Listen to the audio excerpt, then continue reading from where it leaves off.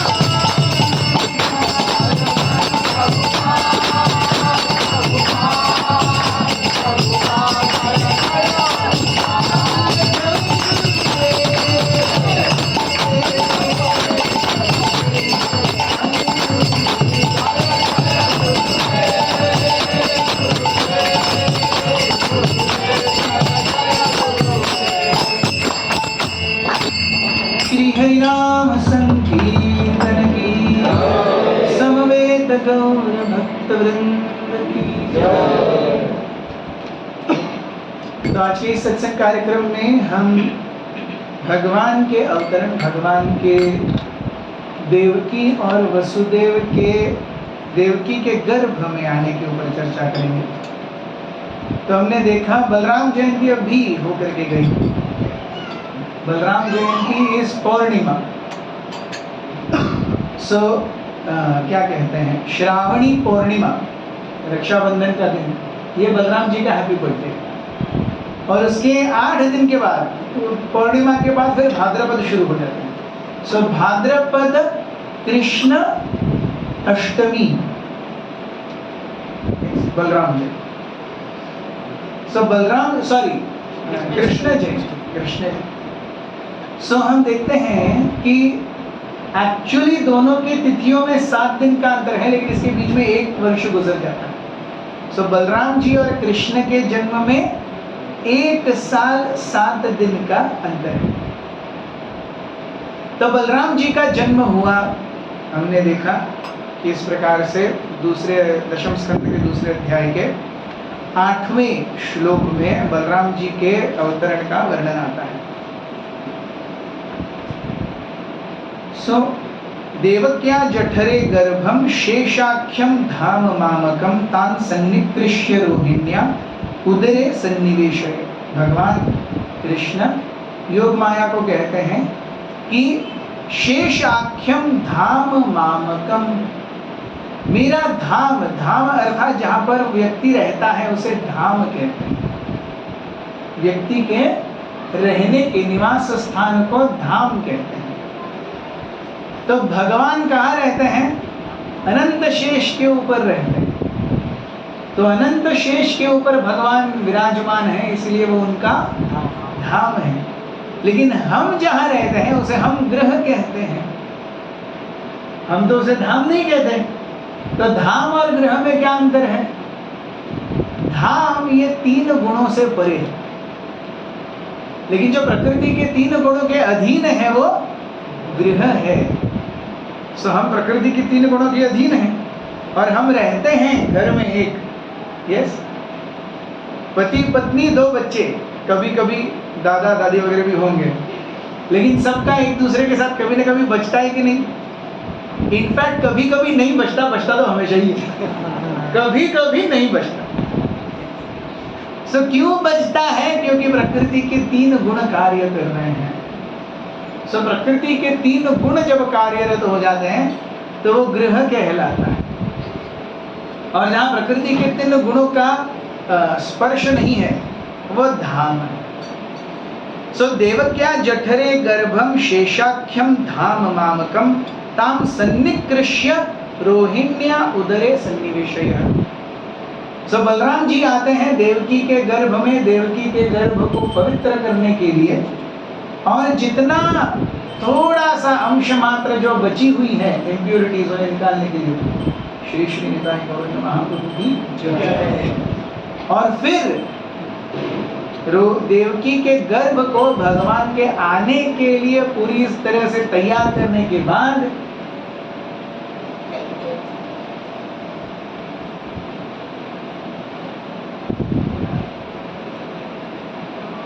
बलराम जी वहां से निकल जाते हैं। तान सन्निकृष्य रोहिण्या उदरे सन्निवेशय।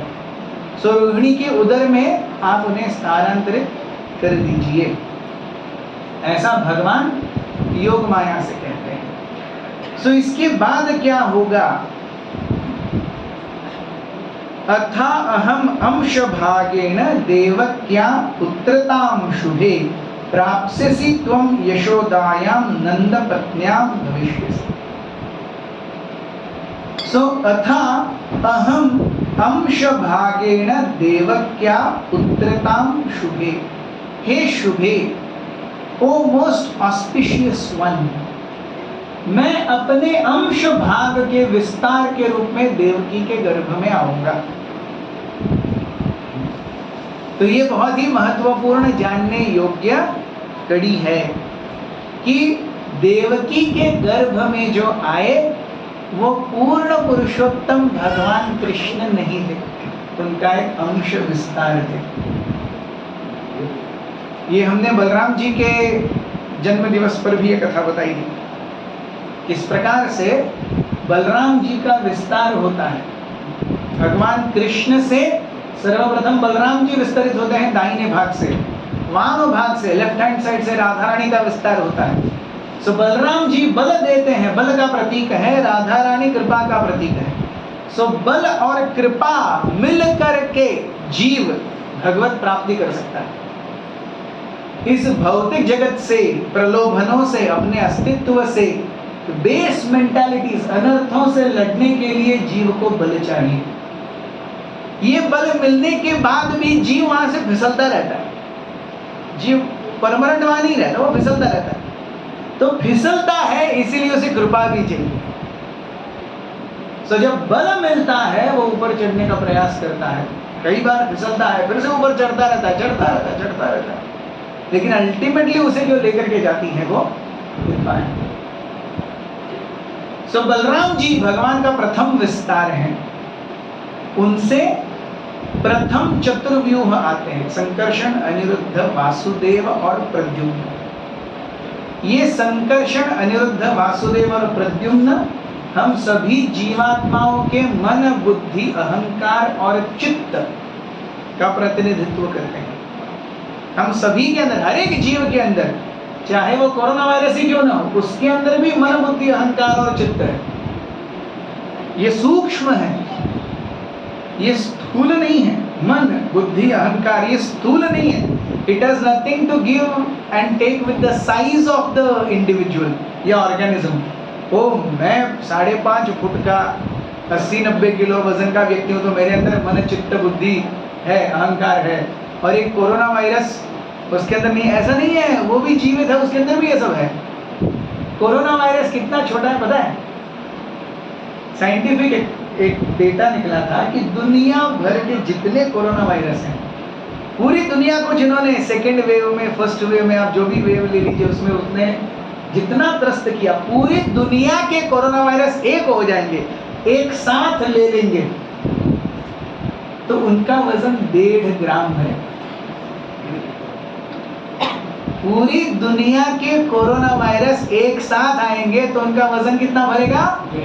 1.5 ग्राम। और पूरी दुनिया को एक साल शांत रखा उस 1.5 ग्राम ने। सोचिए, जब भगवान कुछ करना चाहते हैं तो पूरी दुनिया के लिए 1.5 ग्राम ही काफी है। और हम अपना डंका लेके घूमते हैं, हम ये कर सकते हैं, हम वो कर सकते हैं, हम फलाना कर सकते हैं, हम ढिकना कर सकते हैं। क्या भगवान चाहते हैं कोरोना वायरस हर जगह फैल जाए? 1.5 ग्राम और सब कुछ खत्म। और आप रिसर्च करते रहो, चाइना, वुहान, लेबोरेटरी, यहाँ त्या। भगवान अपना काम करके चले गए। सो कहने का तात्पर्य है, उस कोरोना वायरस के अंदर भी मन, बुद्धि, अहंकार और चित्त है। तो संकर्षण, अनिरुद्ध, वासुदेव और प्रद्युम्न। वासुदेव जो है वो चित्त का प्रतिनिधित्व करते हैं। हृदय का पर, हृदय स्थूल चीज है, चित्त ये सूक्ष्म है। तो चित्त का प्रतिनिधित्व करते हैं वासुदेव, और वो वासुदेव हमारे हृदय में परमात्मा के रूप में विद्यमान है। तो जो लोग परमात्मा के ऊपर ध्यान करते हैं वो एक्चुअली वासुदेव के ऊपर ध्यान करते हैं। अगर आपने श्रीमद् भगवत गीता के पेजेस खोले होंगे तो उसमें आगे जाकर के भगवान विष्णु का एक रूप है जो कमल के पुष्प के ऊपर खड़े हैं, चतुर्भुज हैं, नीले रंग के हैं। तो वो कौन है? वो परमात्मा है। परमात्मा अर्थात कौन है? वासुदेव, जो प्रथम विस्तार है बलराम जी के, वो परमात्मा है। तो वो चित्त में रहते हैं, इसलिए उन्हें चैत्य गुरु कहते हैं। भगवान का एक और पदवी है चैत्य गुरु। सो भगवान बाह्य रूप से गुरु के रूप में हमें मार्गदर्शन करते हैं, और आंतरिक रूप से चैत्य गुरु के रूप में एक जीव को मार्गदर्शन करते हैं। तो ये है वासुदेव, जो है चित्त के अधिष्ठाता। फिर अहंकार के अधिष्ठाता है संकर्षण। हर जीव के अंदर जो अहंकार है उनके अधिष्ठाता है संकर्षण। ये है मूल संकर्षण। ये गोलोक वृंदावन में ही है। फिर तीसरे हैं प्रद्युम्न, जो कि बुद्धि के अधिष्ठाता है, और चौथे हैं अनिरुद्ध, जो कि मन के अधिष्ठाता है।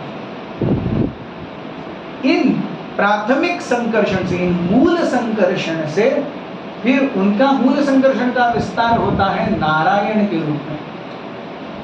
इन नारायण के विस्तारों के रूप में असंख्य विष्णु, असंख्य वैकुंठ आते हैं।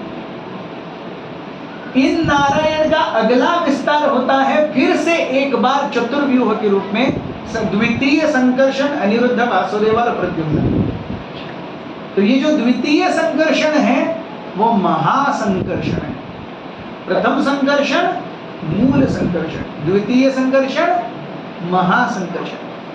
भौतिक जगत की जो निर्मिति है वो इन महासंकर्षण से होती है। इसीलिए इस भौतिक जगत में जो व्याप्त माया है उसे महामाया कहा जाता है, और जो आध्यात्मिक जगत में माया व्याप्त है उसे मूल माया या योग माया कहा जाता है। सो मूल माया या योग माया, और यहाँ पर महामाया। सो हम देखते हैं कि भगवान का ये शेष अवतार जाने के बाद भगवान कृष्ण कहते हैं, यथा अहम अंश भागेन देवक्या पुत्रताम, मैं अपने अंश भाग के रूप में आऊंगा। सो देवकी के गर्भ में जो आए वो पूर्ण पुरुषोत्तम भगवान कृष्ण नहीं थे, उनका अंश भाग वसुदेव थे। इसलिए हम देखते हैं कि श्रीमद् भागवत के दशम स्कंद में आगे जाकर के भगवान आएंगे, देवकी और वसुदेव के सामने प्रकट होंगे, तो वो चतुर्भुज होंगे, वो द्विभुज नहीं है। पूर्ण पुरुषोत्तम व्रज कृष्ण द्विभुज हैं, उनके चार हाथ नहीं है। कितना महत्वपूर्ण है ये द्विभुज रूप। बाइबल में भी कहा गया है, man is made in the image of God. मनुष्य कैसा बना है? जैसा पूर्ण पुरुषोत्तम भगवान का रूप है वैसा ही मनुष्य का रूप है। तो अगर भगवान ने हमें बराबर उनके जैसा रूप दिया है तो हम पर कितनी रिस्पॉन्सिबिलिटी है। yes. कि हमें भगवान इतना फेवर कर रहे हैं कि जो भगवान का मूल रूप है वैसा ही रूप उन्होंने हम सभी को दिया है। तो हमारी कितनी रिस्पॉन्सिबिलिटी है कि उस रूप को लेकर उसका क्या न करें, उसका दुरुपयोग न करें या उसे व्यर्थ न गवाएं। यह मनुष्य जीवन किसके लिए है? केवल भगवत प्राप्ति के लिए। There is no other function of this human form of body. मनुष्य देह भगवत प्राप्ति के लिए, बाकी कोई इसका काम नहीं है। बाकी सब जो है वो साइड किक्स हैं। साइड किक्स मतलब एक फिल्म होती है ना, उसमें हीरो होता है, हीरोइन होती है, फिर उसके बाद में हीरोइन के माँ पिताजी, फिर हीरो के माँ पिताजी, फिर एक विलन आएगा, और विलन के साथ भी उसके 5-6 लोग आएंगे जो डिशुम डिशुम करेंगे। इनको साइड किक्स कहते हैं। केवल पूरे फिल्म में एक लड़का और लड़की नाच रहे हैं, इतना और लगे, कोई तो और भी होना चाहिए ना। तो ये साइड किक्स हैं। सो वैसे ही हमारे जीवन में मनुष्य जीवन यानी भगवत प्राप्ति, ये हमारा मेन बिजनेस होना चाहिए। बाकी परिवार है, हम पति पत्नी बच्चे भाई बहन जो कुछ भी करना है, ये साइड किक है, ये भी जरूरी है। फिल्म इसके बिना नहीं बनती, लेकिन इसका मतलब इनको हीरो के जितना ही पेमेंट मिलता है ऐसा भी नहीं। हम उन्हें रिप्लेस नहीं कर सकते। सलमान खान को एक फिल्म के 100 करोड़ मिलते हैं, लेकिन उनके माता पिता जो बनते हैं वो कुलभूषण खरबंदा और बोमन ईरानी वगैरह, उनको 100 करोड़ नहीं मिलते एक मूवी के, उनको 30-35 लाख मिलते हैं। कितना फर्क है 100 करोड़ और 30-35 लाख में। तो हम जो भी अपना कमा रहे हैं, खा रहे हैं, घर बना रहे हैं, बाल बच्चे हैं, पत्नी है, ये सब 30-35 लाख वर्थ है। हमारा और भगवान का रिश्ता 100 करोड़ के वर्थ का है। उसको हम टांग करके केवल 30-35 लाख में चले गए तो हम तो बैड बिजनेसमैन हो गए, बहुत बड़ा नुकसान कर लिया हमने। 35 लाख के लिए 100 करोड़ को छोड़ दिया। सो यथा अहम अंश भागेन, मैं अपने अंश भाग के रूप में आऊंगा। सो भगवान का प्रथम विस्तार बलराम जी, बलराम का प्रथम विस्तार वासुदेव, ये आए देवकी के गर्भ में। तो हम शास्त्रों में देखते हैं कि 2 कृष्णों के जन्म की बात है। एक तो हुए देवकी के गर्भ से और एक हुए गोकुल महावन में यशोदा के गर्भ से। सो मूल कृष्ण जो है, अवतारी कृष्ण, पूर्ण पुरुषोत्तम परमेश्वर, ये जने यशोदा के गर्भ से। यशोदा और नंद ये भगवान के आदि माता पिता हैं। उनको तपस्या करने की जरूरत नहीं पड़ती भगवान का माता पिता होने के लिए, वो आदि माता पिता हैं। देवकी और वसुदेव को तपस्या करनी पड़ी। देवकी और वसुदेव अपने पिछले जन्म में दशरथ और कौशल्या थे, राम को पुत्र के रूप में पाया। उसके पिछले जन्म में वो पृश्नी और सुतपा थे। उन्होंने पृश्नी गर्भ, भगवान के एक अंश अवतार पृश्नी गर्भ को अपने बेटे के रूप में पाया। सो पृश्नी और सुतपा ने भगवान को अपना बेटा पाने के लिए घोर तपस्या की। जब भगवान आए अल्टीमेटली सामने, तो सबसे पहले सुतपा कहते हैं, भगवान आप हमें अपने पुत्र के रूप में चाहिए, मेरे पुत्र के रूप में चाहिए। पृश्नी कहती है, हाँ भगवान आप हमें अपने पुत्र के रूप में चाहिए। फिर सुतपा फिर से कहते हैं, हाँ प्लीज प्लीज प्लीज आप मुझे अपने पुत्र के रूप में चाहिए। सो क्योंकि ये प्रार्थना उन्होंने 3 बार की, इसलिए भगवान ने कहा आपने 3 बार मुझसे मांगा, मैं 3 बार आपका बेटा बन जाऊंगा। तो अब तुरंत आप पृश्नी और सुतपा हो, मेरा रूप पृश्नी गर्भ के रूप में आपके बेटे के रूप में आख्यात होगा। अगले जन्म में आप दशरथ और कौशल्या बनेंगे और मैं राम के रूप में आऊंगा। उसके अगले जन्म में आप देवकी और वसुदेव बनेंगे और मैं कृष्ण के रूप में आऊंगा। सो 3 बार प्रार्थना हुई, भगवान ने 3 बार एक्सेप्ट की, 3 बार आए। सो पृश्नी सुतपा को भगवान की माता, देवकी वसुदेव को भगवान की माता बनने के लिए तपस्या करनी पड़ी। नंद और यशोदा को नहीं करनी पड़ी, वो आदि माता पिता है। सो वो गोकुल महावन में है, वहां पर एक कृष्ण का जन्म हुआ और यहाँ पे एक कृष्ण का जन्म हुआ। सो और एक बात बहुत ही महत्वपूर्ण, कि जैसे गौरंग प्रभु बताते हैं कि जब आकाशवाणी हुई कि देवकी और वसुदेव का 8वां पुत्र तुम्हारा काल बनेगा, तो गौरंग प्रभु एक IIT कॉलेज में गए थे और कृष्ण जन्म के ऊपर कथा दे रहे थे। तो कथा के बाद एक IITian ने प्रश्न पूछा कि प्रभु जी, कंस को तो बिल्कुल अकल नहीं थी, देवकी और वसुदेव को अलग अलग सेल्स में रखना चाहिए था, बच्चे पैदा ही नहीं होते, उनको एक साथ रखा, क्या मूर्ख आदमी है। सो गौरंग गुरु ने कहा, कंस एक राक्षस था, वो IITian नहीं था। कंस एक राक्षस था, IITian नहीं। सो we also have to understand the way they were imprisoned. Their imprisonment was not कि अरे एक छोटे से 4x4 के इसमें दोनों को रख दिया, कालकोठरी में जैसे सड़ा जेल है या अगवा जेल, ऐसा नहीं था। वसुदेव के महल में, वो वसुदेव के महल से बाहर नहीं आ सकते थे बस। They were under house arrest. House arrest होता है ना। So ultimately देवकी कंस की बहन है, वसुदेव भी शूरसेन के बेटे, वो राजा है, उन्हें आप सड़ा जेल में या अगवा जेल में नहीं रख सकते। सो वो जेल में थे मीन्स वो अपने महल में थे, उससे बाहर वो नहीं निकल सकते। That's it. उसके अंदर वो जो चाहिए करने के लिए। सो जब 7वें गर्भ के रूप में भगवान बलराम जी आए, और बलराम जी के आने के बाद देवकी का शरीर एकदम दैदीप्यमान हो गया।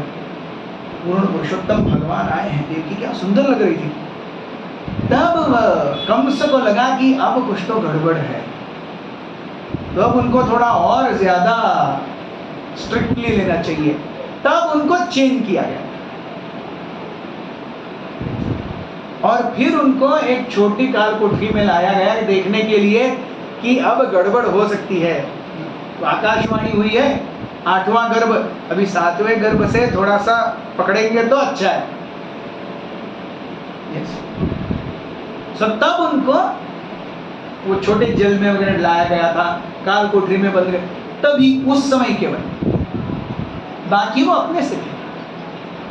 सो यहाँ पर भगवान वसुदेव के रूप में देवकी के गर्भ में आए। यथा अहम अंश भागेन देवक्या पुत्रताम शुभे प्राप्स्यसि त्वं यशोदायां नंदपत्न्या भविष्यसि। तो मैं देवकी के गर्भ में आऊंगा अपने अंश के रूप में, और आप यशोदा की बेटी बन करके आना। सो क्यों जब कृष्ण आए देवकी के बेटे के रूप में, हम देखते हैं वो चतुर्भुज हैं। फिर देवकी और वसुदेव उनको प्रार्थना करते हैं। प्रार्थना होने के बाद देवकी कहती है, आप तो बाद में भगवान विष्णु छोटे बन जाते हैं, छोटे बालक, लेकिन वो छोटा बालक भी चतुर्भुज है। तो देवकी कहती है भगवान ऐसे नहीं चलेगा, आप केवल छोटे हो गए लेकिन आपके 4 हाथ हैं, तो कम से कम तो पक्का पता चल जाएगा आप ही है वो। So please do something, you become normal चाहिए, ये तो मुझे टेंशन हो जाएगा। तब भगवान द्विभुज रूप में आते हैं। तो हमारे हृदय में जो परमात्मा है वो वासुदेव है।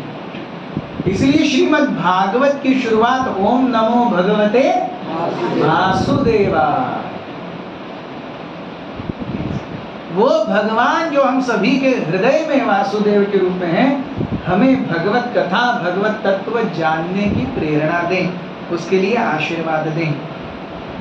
सो ओम नमो भगवते वासुदेवाय। और फिर 1.1.1 प्रथम स्कंद प्रथम अध्याय प्रथम श्लोक, ये है भगवान की परिभाषा।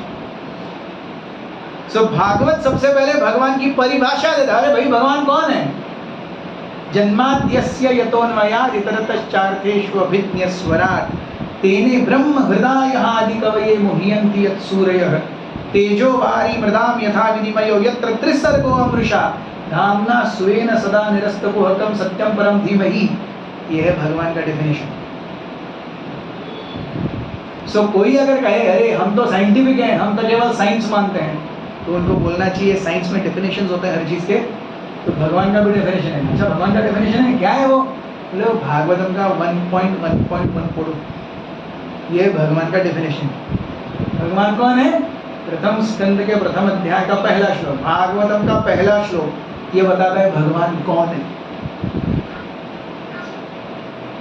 सो भगवान अपने अंश भाग के रूप में आए, और क्योंकि यहां पर तो देवकी ने बोल दिया आप द्विभुज रूप में आ जाइए, यहां पर भी कृष्ण है, और कंस बाद में अपने गुप्तचर भेजेगा और उन्हें पता चलेगा अरे गोकुल महावन में भी एक कृष्ण जन्मा है, तो ये दो पर्सनैलिटीज कैसे आ गए, मतलब यहां गड़बड़ है। तो फिर कंस को डाउट हो जाएगा। इसीलिए भगवान ने कहा आप मुझे तुरंत लेके जाओ, कहां? गोकुल महावन, जहां पर क्या हुआ है, यशोदा ने एक पुत्र और एक पुत्री को जन्म दिया है। उस पुत्री को आप वापस लेके आना अपने बास्केट में। तो वसुदेव जब टोकरी में लेके जाके देवकी से गर्भ के आए हुए कृष्ण को लेके जाते हैं, वहां गोकुल महावन जाने के बाद यशोदा के गर्भ से आए कृष्ण और देवकी के गर्भ से आए कृष्ण एक हो जाते हैं, दे बिकम वन। और वसुदेव उस बेटी को जो कि योग माया है उसको वापस लेके आते हैं, और जैसे ही वो मथुरा में अपने कारागार में पहुंचते हैं वापस, फिर से सारे दरवाजे बंद हो जाते हैं, बेड़ियां चली जाती हैं, और फिर योग माया आ करके रोने लगती है। कंस को खबर पहुंचती है अरे 8वीं तो पुत्री हुई है। तो अब कंस बहुत टेंशन में, 7वां गर्भपात हो गया, अब इसको 7वां समझे या 8वां समझे। अच्छा बालक की बात हुई थी, यहाँ तो बालिका आई है, मतलब कंफ्यूजन ही कंफ्यूजन। तो इसको 7वां समझे या 8वां समझे। अच्छा बोला तो बालक था, ये बालिका आई है। सो इस सब के कंक्लूजन में कंस बोलते हैं ठीक है जो भी है उसको मार देते हैं। फिर जैसे ही कंस उठाते हैं उस बालिका को, बालिका छूट जाती, बोलती अरे मूर्ख, मुझे मार करके क्या मिलेगा, तुझे मारने वाला तो तेरा काल पहले ही जन्म ले चुका है। And Kansa is shattered. So ये दो जो कृष्ण हैं वो एक हो जाते हैं। सो दो कृष्ण क्यों आए हैं, इसका एक एक्सप्लेनेशन आचार्य देते हैं कि यशोदा तो भगवान की नित्य समा है, सो उनके बेटे के रूप में एक भगवान आते हैं, और देवकी ने क्योंकि तपस्या की है उनके बेटे के रूप में आते हैं। बाद में कंस को गड़बड़ न हो इसीलिए वो दोनों एक हो जाते हैं। ये एक एक्सप्लेनेशन है। सेकेंड एक्सप्लेनेशन की शास्त्र बताते हैं वृंदावन के लोग भगवान से इतना प्रेम करते हैं, वृंदावनम परित्यज्य पदम एकम न गच्छति, वृंदावन को छोड़ करके भगवान एक पद भी, एक पैर भी आगे नहीं बढ़ाते। तो इसलिए भगवान जो मूल अवतरित हुए वो यशोदा के गर्भ में वृंदावन में अवतरित हुए। उस समय वो गोकुल महावन में थे, वो वृंदावन के घाट, सो वृंदावन में अवतरित हुए। और जब 11 साल की उम्र में, 10 साल और 7 महीने 8 महीने, पौने 11 साल की उम्र में अक्रूर जब कंस को मारने के लिए कृष्ण और बलराम को लेकर आए, तो उस समय अक्रूर के साथ वृंदावन की सीमा से जो बाहर गए वो मूल कृष्ण और बलराम नहीं है, वो वासुदेव कृष्ण है और मूल संकर्षण है। कृष्ण और बलराम अदृश्य रूप में वृंदावन में ही रहे। वासुदेव कृष्ण और मूल संकर्षण ये वृंदावन से बाहर गए।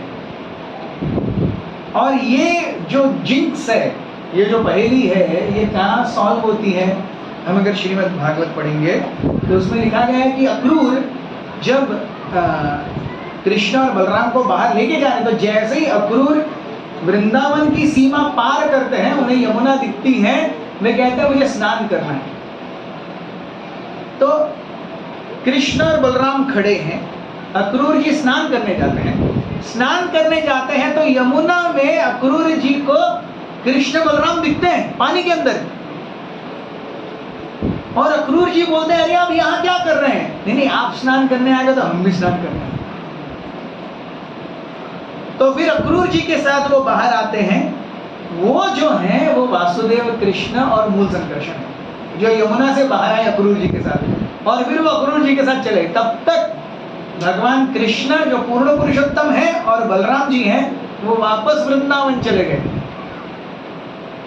गोपियों और नंद बाबा के साथ रहने के लिए, लेकिन अदृश्य रूप में।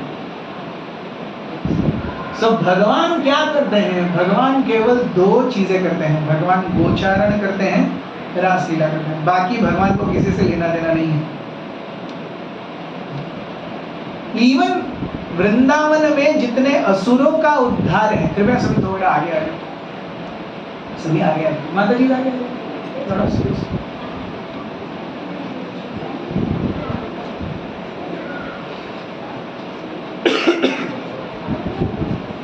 तो वृंदावन में भी जितने असुरों का उद्धार है वो कृष्ण और बलराम नहीं करते, वो वासुदेव कृष्ण और मूल संकर्षण करते हैं।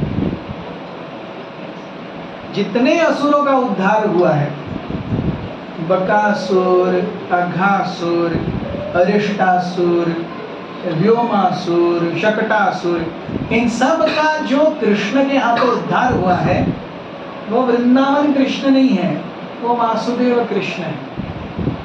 और धेनुकासुर, प्रलंबासुर, इनका जो उद्धार हुआ है वो बलराम जी नहीं है, वो मूल संकर्षण है। सो ये मरने मारने का, कुंफू कराटे, फाइटिंग का काम ये सब कृष्ण और बलराम नहीं करते, वो उनके अंश हाथ करते हैं, वासुदेव करते हैं और मूल संकर्षण करते हैं। सो दिस ये एक पहेली है जो हमें अच्छे से जाननी पड़ेगी। सो वसुदेव और देवकी के गर्भ से भगवान बलराम जी स्थानांतरित हुए रोहिणी के गर्भ में, और उसके बाद कृपया मेरे पीछे दोहराइए, भगवान का ये प्राकट्य का श्लोक है। भगवान अपि विश्वात्मा भक्तानाम भयंकरः आविवेशांश भागेन मनः आनक दुंदुभे। सो भगवान अपि विश्वात्मा, वो पूर्ण पुरुषोत्तम परमेश्वर है, भगवान है। कैसे हैं वो? भक्ता नाम अभयंकर। स्पेसिफिकली यहाँ पे भक्ता नाम अभयंकर की संज्ञा दी गई है भगवान को। क्यों?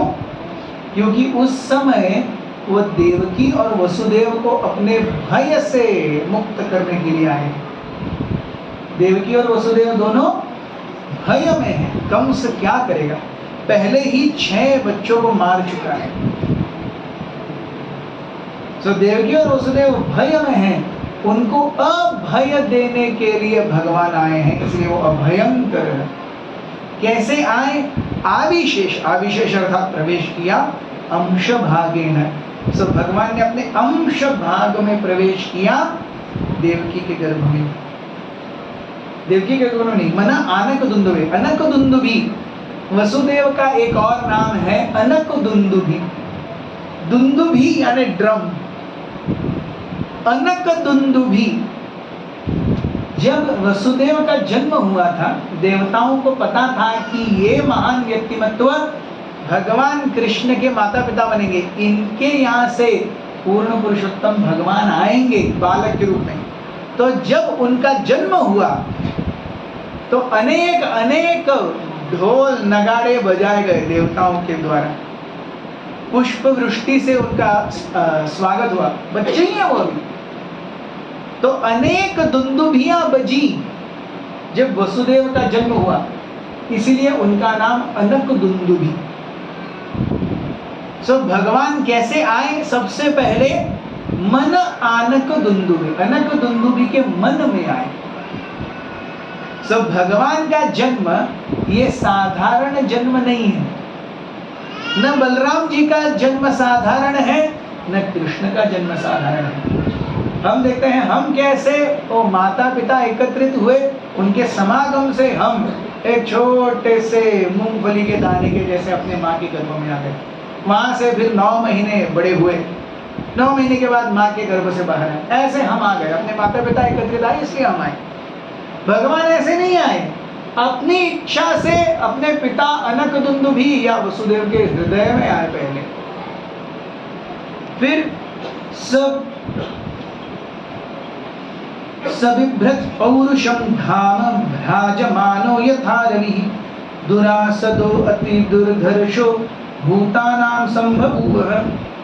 While carrying the form of Supreme Personality of Godhead within the core of his heart, Vasudeva bore the Lord's transcendental illuminating effulgence, and thus he became as bright as the sun. He was therefore very difficult to see or approach through sensory perception. Indeed, he was unapproachable and unperceivable even for such formidable men as Kamsa. Not only for Kamsa but for all living entities. भगवान अंदर आ गए, वसुदेव इतने चमक गए एकदम सूर्य के भांति।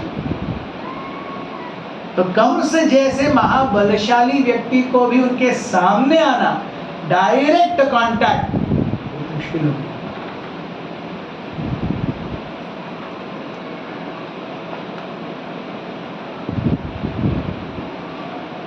तब अब वो भगवान अपने पिता के मन से देवकी के गर्भ में कैसे आए, ये एक श्लोक आता है, कृपया मेरे पीछे दोहराइए। ततो जगन्मंगलच्युतांशं समाहितं शूरसुतेन देवी दधार सर्वात्मकामभूतं काष्ठा यथा नंदकरं मनस्तः। Thereafter, accompanied by plenary expansions, the fully opulent Supreme Personality of Godhead, who is all auspicious for the entire universe was transferred from the mind of Vasudeva to the mind of Devaki. Devaki, having been initiated by Vasudeva, became beautiful by carrying Krishna, the original consciousness of everyone, the cause of all causes within the core of her heart, just as the east becomes beautiful by carrying the rising sun. So भगवान कहाँ से कहाँ आए? वसुदेव के मन से देवकी के मन में स्थानांतरित, और फिर वसुदेव के हृदय से जब गए, इसलिए वसुदेव क्या हो गए? देवकी के गुरु समान। और गुरु का सानिध्य प्राप्त करके देवकी क्या हुई? मांगल्यमयी हो। उनके हृदय में स्वयं भगवान आकर के विराजमान होते हैं। ये कैसी दिख रही हैं देवकी? सा देवकी सर्वजगन निवास, निवास भूता नितराम नरेजे, भोजेन्द्र गेहे अग्निशिखेव वृद्धा सरस्वती ज्ञान खले यथा सती। Devaki then kept within herself the supreme personality of Godhead, the cause of all causes, the fountain of the entire cosmos. But because she was under arrest in the house of Kamsa, she was like a flame of fire covered by the walls of a pot, or like a person who has knowledge but cannot distribute it to the world for the betterment of human society. अग्नि है लेकिन वो एक घड़े के अंदर छुपी हुई है, क्या फायदा है? व्यक्ति के अंदर ज्ञान है लेकिन वो दूसरों को उनकी भलाई के लिए दे नहीं रहा, तो ऐसी देवकी दिख रही। तो जब उनको जब कंस देखते हैं, ताम वीक्ष कंसः प्रभयाजितांतराम विरोचयन्तीं भवन शुचिस्मिताम आहैष मे प्राणहरो हरिर्गुह्याम ध्रुवम श्रितो यन्न पुरये मृदृषि। Because the supreme personality of Godhead was within her womb, Devaki illuminated the entire atmosphere in the place in which she was confined. Seeing her jubilant, pure smile, Kamsa thought, the supreme personality of Godhead Vishnu, who is now within her, will kill me. Devaki has never before looked so brilliant and jubilant. देखने की बात यह है कि देवकी को गर्भस्थ देखते हैं कंस, वो देख रहे हैं कि देवकी के अंदर भगवान है, फिर भी वो जाकर के देवकी का सर काटते नहीं है।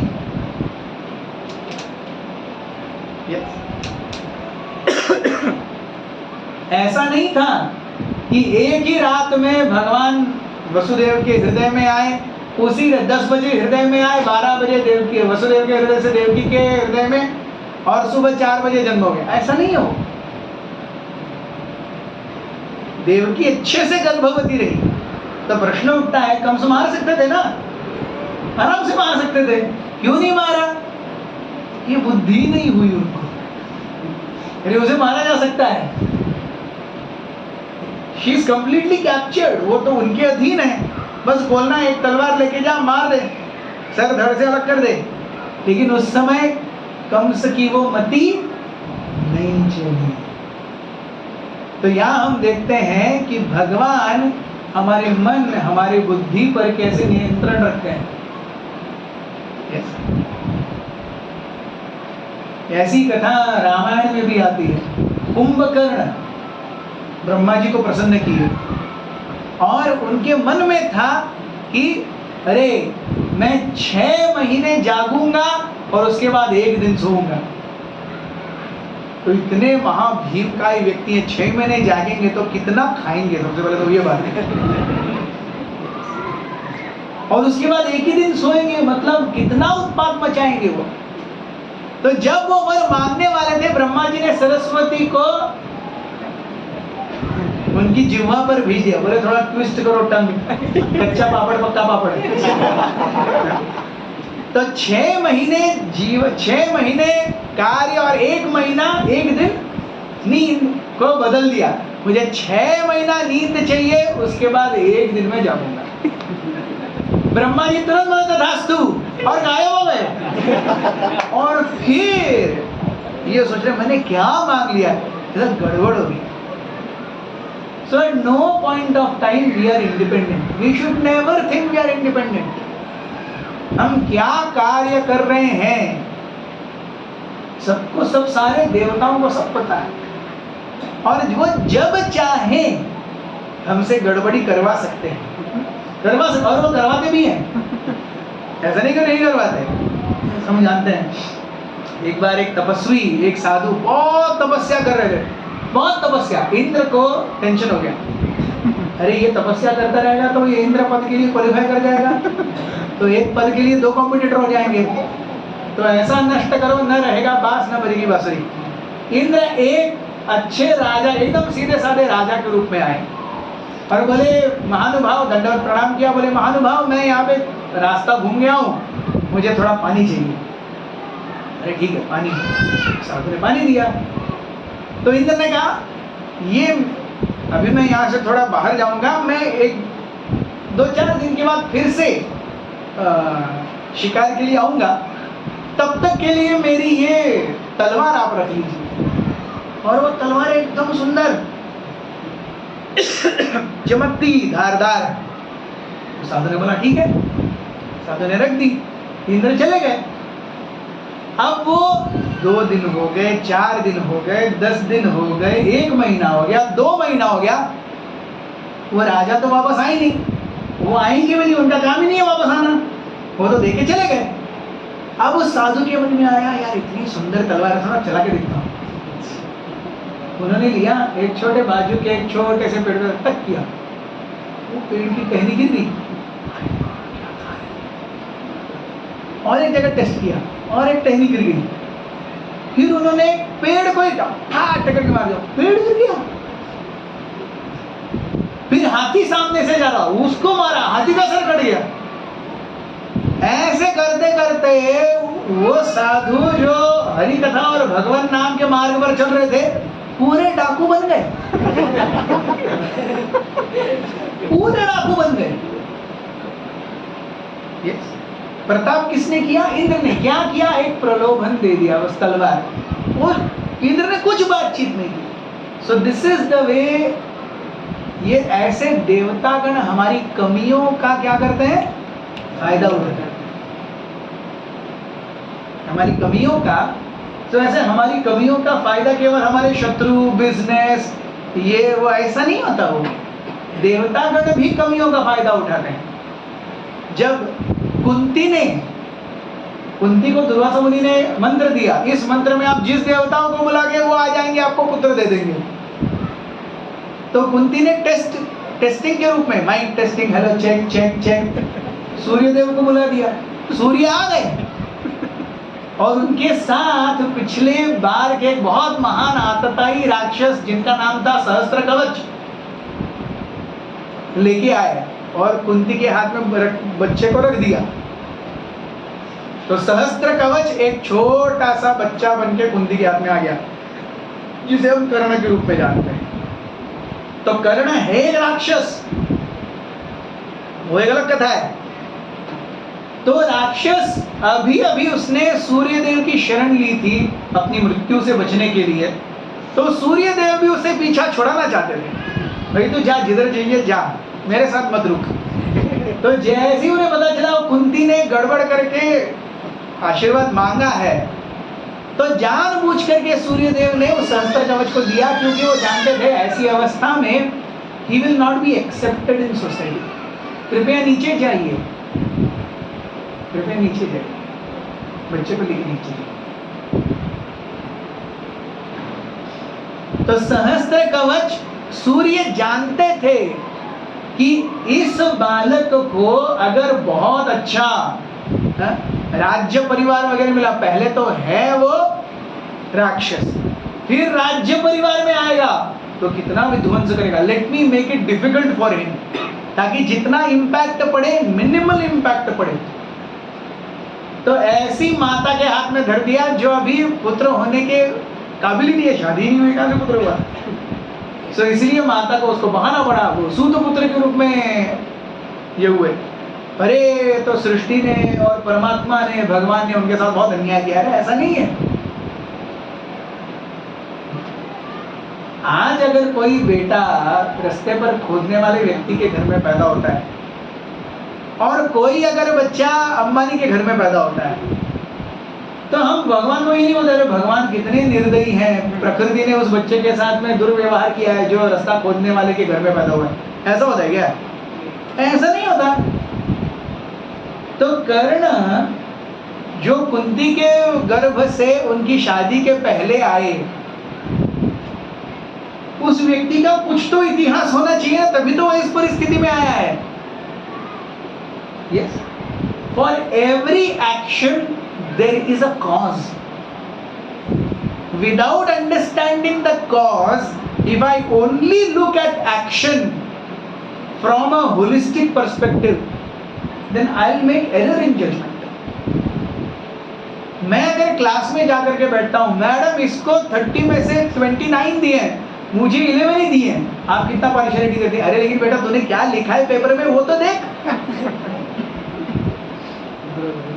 मैंने पेपर में क्या लिखा है वो नहीं देखूंगा, मुझे मार्क्स 11 मिले वो बराबर देखूंगा। ऐसा कैसा चलेगा? ऐसा चलेगा क्या? तो सहस्त्र कवच राक्षस सूर्य की शरण लेता है, सूर्य को उसे अपने साथ नहीं रखना है। एक कवच, सहस्त्र कवचों में से एक कवच बचा है, उस एक कवच को लेकर के वो बच्चा आता है जो कर्ण का कुंडल है। कवच और कुंडल, वो सहस्त्र कवचों में से एक ही कवच बचा है, वो लेकर के वो अपने जीवन के लिए भागा है। तो ऐसे व्यक्ति को आरती और पूजा के साथ में उतारना चाहिए या उसके लिए जीना मुश्किल करना चाहिए? ऐसे व्यक्ति के लिए जीना मुश्किल ही करना चाहिए जो सूर्य ने किया।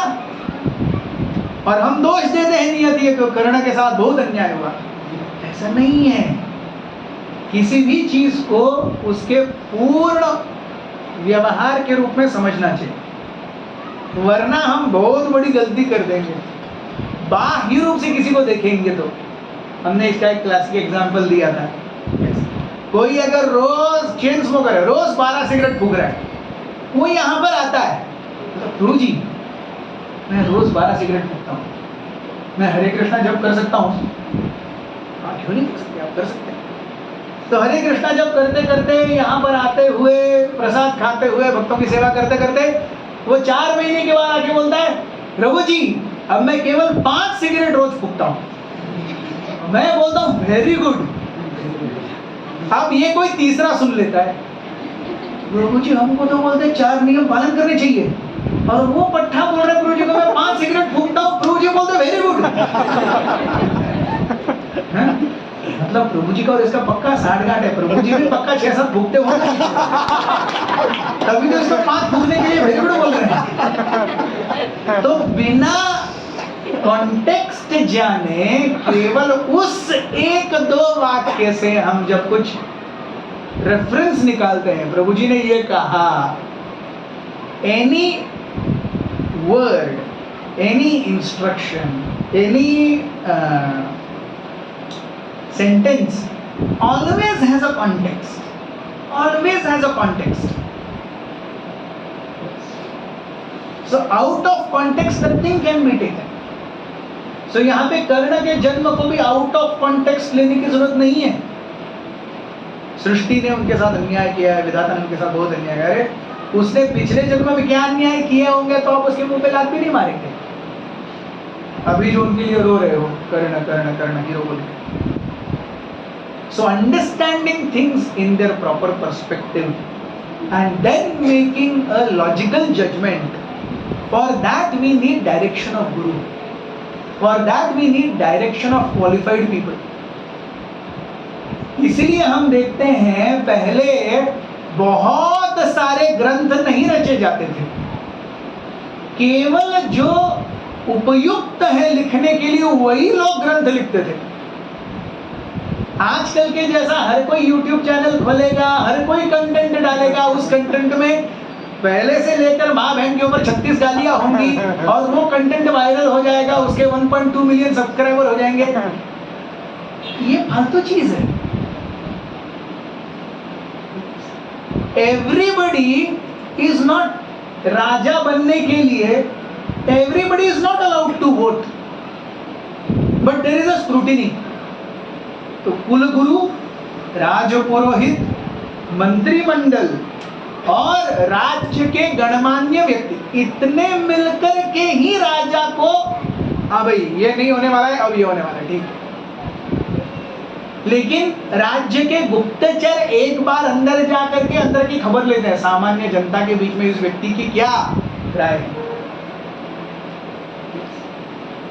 आज हमारा democracy, it is failing. Prabhupada कहते थे डेमोक्रेसी मीन्स डीमंस क्रेजी। एक बोतल मिल गई, 5,000 रुपए मिल गया, अरे तुमको वोट, इतना ही लगता है डेमोक्रेसी में। एक मैकडॉवेल्स, यस, 5,000 रुपए। गोवा में तो इतने पर काम बन जाता। ये हमारे सुजन और सुगण्य गणमान्य व्यक्ति, 5,000 और एक मैकडॉवेल, खत्म का। और ऐसे लोग जिनको चुनेंगे वो कौन होंगे फिर? वो भी इन्हीं के गुरु होंगे, है कि नहीं? आज हम पॉलिटिक्स में वही देख रहे हैं। मैं किसको चुनता हूं? जो मेरा भला करे, उसको देश से, धर्म से, कर्तव्य से कुछ लेना देना नहीं है। This is what is politics today. So first, to elect a leader, one has to be qualified. Yes, one has to be qualified. माँ और पिता बनने के लिए भी one has to be qualified. कम से कम 13, 14, 15 साल की उम्र होनी चाहिए। Yes. 14 साल, 12, 13 साल के पहले वो कन्या है। जैसे ही वो रजस्वला हो गई, वो 12 साल की हो गई, उसका मासिक धर्म शुरू हो गया, वो कन्या नहीं है, वो स्त्री है, वो जन्म दे सकती है। शास्त्रों में कन्यादान लिखा है, स्त्रीदान नहीं है वो। हम जो बोलते हैं पहले, अरे छोटेपन में ही शादी हो जाती थी, छोटेपन में ही शादी हो जाती थी, उसका एक साइंटिफिक बेसिस है। फर्स्ट, कि हमारे जीवन के सबसे महत्वपूर्ण जो घटने की जो उम्र है वो है 13 या 12 to 22, 23। जब हम टीनेज में कहते हैं ना, टीनेज, ये है व्यक्ति के आंतरिक घड़न की उम्र। उस समय जिस परिस्थिति से व्यक्ति गुजरेगा, क्योंकि 12 साल के पहले माता पिता उसे छड़ी दिखाएंगे, वो बैठ जाएगा। लेकिन 13 साल, 14 साल के बाद में वो तू मैं करेगा, वो सुनेगा नहीं। हम सब माता पिताओं ने देखा है कि नहीं? हम सब माता पिता, हमने खुद ने ये किया है अपने माताओं पिताओं के लिए। 12 साल तक, 6, 7 तक मार खाई है, उसके बाद में किसकी पिटाई हुई है? 6, 7 के बाद में किसी की नहीं। माता पिता ज्यादा पिटाई नहीं करते। तो ऐसे में फिर हम कहते हो बच्चे के सींग आ गए, वो बड़ा हो गया। तो ऐसे में जब ऐसे टीनेज में, यंग एज में किसी स्त्री की शादी हो जाती है, वो अपने ससुराल जाती है और ससुराल का एनवायरनमेंट देख करके वो वहीं पे अपने आप को वैसे ढाल लेती है, वो नेचुरली वैसे बढ़ती है। It becomes very easy for her to accept her in-laws. Now it is very difficult for a woman to accept in-laws, क्योंकि 25, 26, 27, 28 तक तो उसने अपने माता पिता को ही देखा है। और नेचुरली एक घर से दूसरे घर जाएंगे तो चीजें अलग होंगी ही होंगी। आप अपने घर में और अपने चाचा और मामा के घर में देखेंगे तो भी चीजें अलग है। यहाँ तो कुल अलग है, गोत्र अलग है, घर अलग है, रिश्ता अलग है, गांव अलग है, खानदान अलग है, सब अलग है। तो कैसी चीजें अलग नहीं होंगी? और फिर एक स्त्री को वो एक्सेप्ट करना बहुत मुश्किल हो जाता है। अरे हमारे यहाँ तो ऐसा चलता था। So it has a scientific reason. So शास्त्रों में जो चीजें हैं, आज ये फैशन है, ये सब पुराने ढकोसले हैं। हम साइंटिफिकली एडवांस्ड हैं, हम साइंटिफिक हैं। क्या साइंटिफिक है? हर जगह पे डिवोर्सेस बढ़ रहे हैं। आपने अपने माता पिता के समय में कभी डिवोर्स सुना है? वो सुबह दोपहर शाम झगड़ेंगे, लेकिन डिवोर्स नहीं करेंगे। वो दिन भर झगड़ेंगे, रात भर भी झगड़ेंगे, एक दूसरे से रूठेंगे, मनाएंगे, याओ त्याओ जो भी होगा, लेकिन डिवोर्स नहीं लेंगे। आज हम कहते हैं love at first sight, love at first sight, love at first sight, फिर डिवोर्स एट फर्स्ट फाइट। ये हमारा प्रेम है। किसके घर में झगड़ा नहीं होता है? हर किसी के घर में झगड़ा होता है, इसका मतलब डिवोर्स लेंगे। तो फिर बच्चों का क्या? ओ नहीं नहीं नहीं, हमने भी अपनी पर्सनालिटी को एक्सप्लोर करना चाहिए। अरे फिर अपनी पर्सनालिटी को एक्सप्लोर करना था तो बच्चों को क्यों जन्म दिया? तो इसीलिए माता पिता का जो जीवन है वो यज्ञ का जीवन है, वो त्याग का जीवन है। उन्हें ऐसे ही भगवान नहीं माना जाता।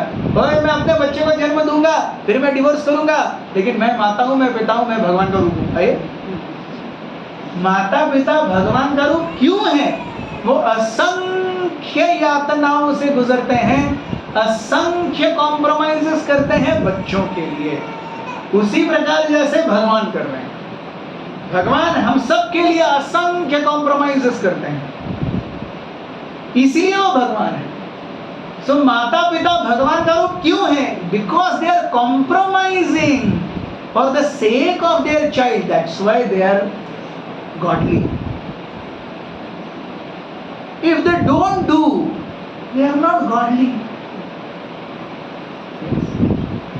माता पिता बनने में कुछ नहीं रखता, एक रात्रि का समागम लगता है, लेकिन बच्चे को 25 साल 50 साल तक उसके साथ रहना ये बहुत मुश्किल काम है जी, ये आसान काम नहीं है। शादी क्या है? मुहूर्त में गला माला डाल दिया, पहन लिया, अजीब हो गई शादी। 60 साल निकालो बाद में उसके साथ। सो जीवन यज्ञ है, उसको जितना हम भोग के रूप में देखेंगे ना, उतना will be miserable, will be miserable. जीवन यज्ञ है, और यज्ञ जो है वो भगवान की संतुष्टि के लिए होता है, वो मेरी संतुष्टि के लिए नहीं है। अब उस भगवान की संतुष्टि में जितना मुझे मिल रहा है ठीक है, दैट्स ओके, और फिर भगवान की सेवा में अपने आप को बढ़ाना चाहिए। तो ऐसे भगवान आते हैं और अपने जीवन में हमें एक्चुअल जन्माष्टमी के महत्व को समझाते हैं। What is Janmashtami? Janmashtami is not हम सब एकत्रित आते हैं, थोड़ा कीर्तन करते हैं, थोड़ा भोग लगाते हैं, थोड़ा उपवास करते हैं, थोड़ा कथा सुनते हैं, कीर्तन सुनते हैं, ये नहीं जन्माष्टमी।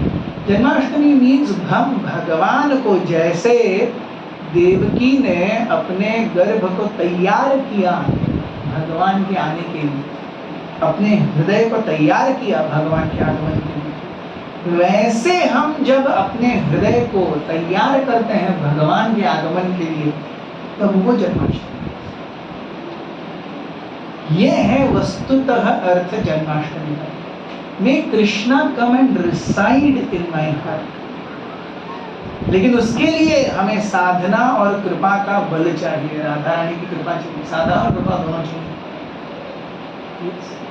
तो हम अपने माला, नाम संकीर्तन, नाम जप के माध्यम से, नियमों के पालन के माध्यम से, सेवा के माध्यम से, हम अपने साधना को बलवती करते हैं, और उसमें होने वाली त्रुटियों को नजरअंदाज करने के लिए भगवान से क्षमा याचना करते हैं, कृपा याचना करते हैं।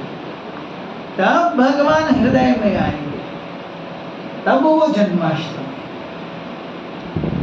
तो आइए हम सभी प्रार्थना करें श्री श्री निताई गौरंग महाप्रभु से, श्रील प्रभुपाद जी से, श्री श्री निताई गौरंग महाप्रभु से, कि वे हमें अनंत रूप से उनकी चरणों की सेवा में संलग्न करें, हमारे हृदय के अनर्थों को, दूषित भाग को शुद्ध करें, हमारी चेतना को उनके चरणों में, अपने चरणों में स्थान दें, और हमारी जितनी भी त्रुटियां हैं उनको भर करके वो स्वयं हमारे हृदय में आए।